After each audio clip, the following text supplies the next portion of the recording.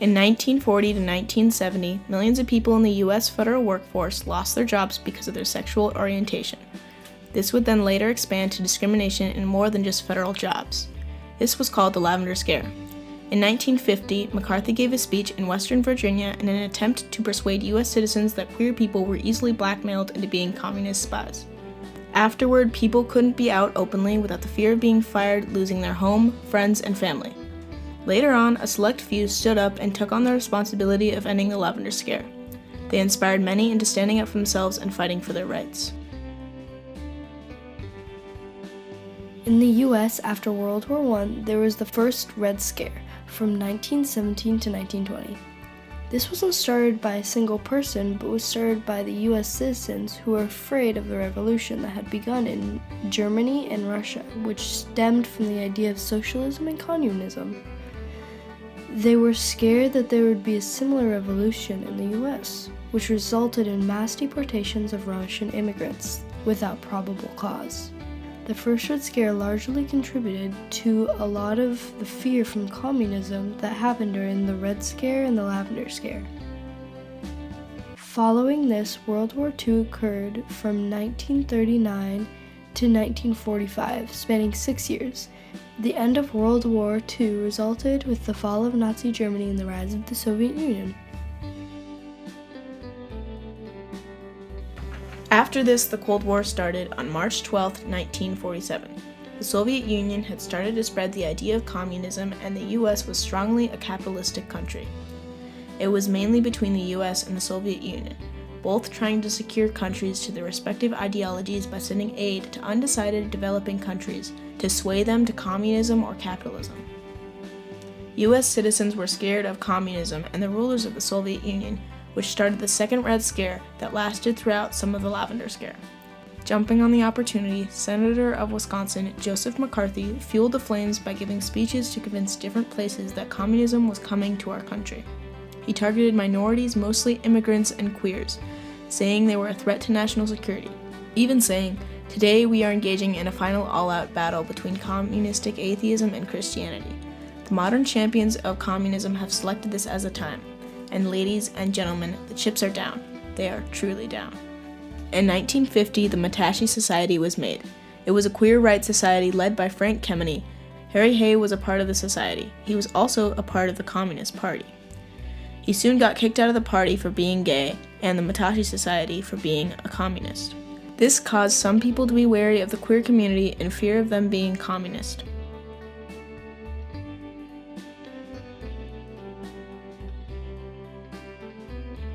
McCarthy gave an important speech February 9, 1950 in West Virginia, claiming queer individuals were being blackmailed into being communist spies for the Soviet Union. He told people that both communists and homosexuals had a particular mental twist that caused their deviant behavior. He even claimed to have a list of all the homosexual communists in the federal workforce. This hypothesis was especially believable because of the stigma around being a homosexual that mainly sprouted from religious beliefs and a lack of knowledge about queer relationships. Shortly after, 200 or so people were fired due to security reasons. Later, it came out that only 2 of those 200 people were proven to be gay. McCarthy claimed it backed up his statement. After that, it was chaos. People were getting fired even if they weren't gay. Some would even resign before they could get fired from fear.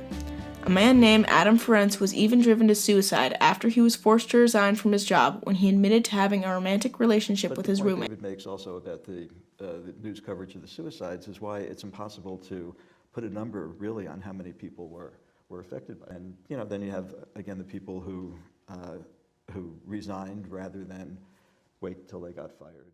An especially important Executive Order 10450 labeled homosexuals as a threat to national security and banned them from being hired in the federal workforce. The government stating being gay as a diagnosable mental disorder and created the Lavender Wheel, which was a spectrum of different stages of queerness. Things like this made it so if you show any sign of queerness, you were not allowed to work in the government in any way. Organizations like the FBI and Department of State executed the order.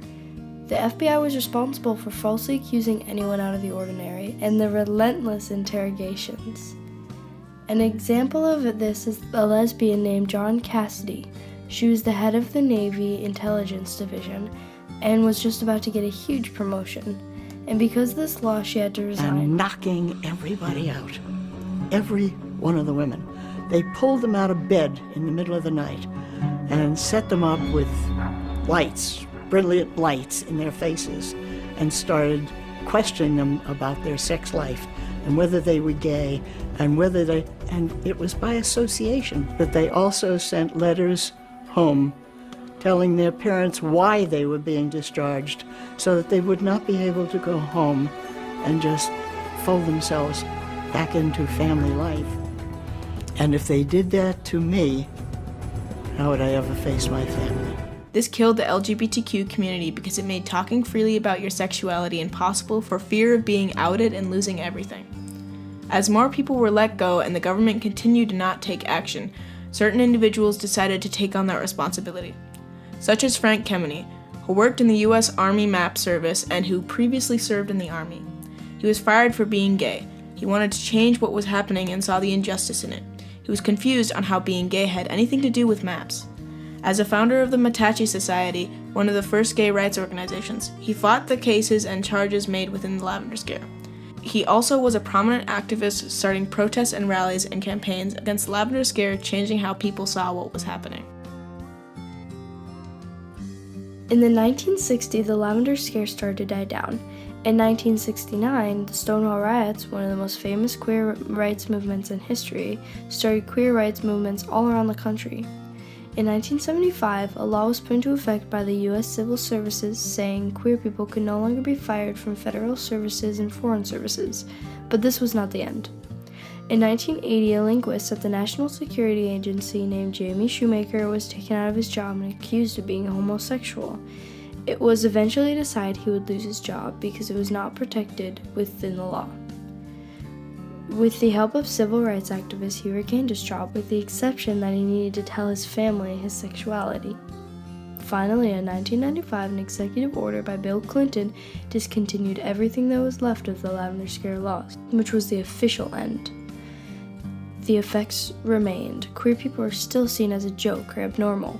People were disgusted by gay people and thought of them as being quote-unquote sexual perverts. They especially thought gay people were as a threat to their children. They were called slurs and became the butt of many people's jokes.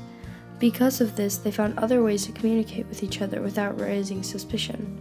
For example, Boston marriages or long-term female companion was used as a code word for two married lesbians. Another way was to wear an earring on the right ear or a bandana and a knot to show one's sexuality without arousing suspicion.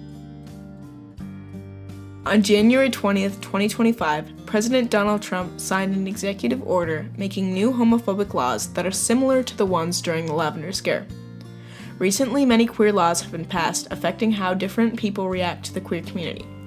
In addition, Trump has ordered a search of the military to eject all trans people serving. President Trump has also signed an executive order to roll back DEI, Diversity, Equity, Inclusion Act. Although some places are shutting down their DEI, others are doubling down on it. Altogether, the Lavender Scare changed history in many ways, such as how people looked at the queer community and reacted to laws surrounding them. It changed millions of lives, relationships, and should be recognized as an important event in history. In the coming years, we may see some changes with queer laws, and it's important we think about the past and deal with them in a more respectable way, even if you aren't queer. History is full of joyful events. It's also full of terrible events. Even though the Lavender Scare was a terrible event, it did help raise awareness to start laws to keep queer people safe. It also inspired people to protest laws that were unjust. Hopefully people learn from their history and they use it to see things differently, to improve the world instead of reverting back to the past.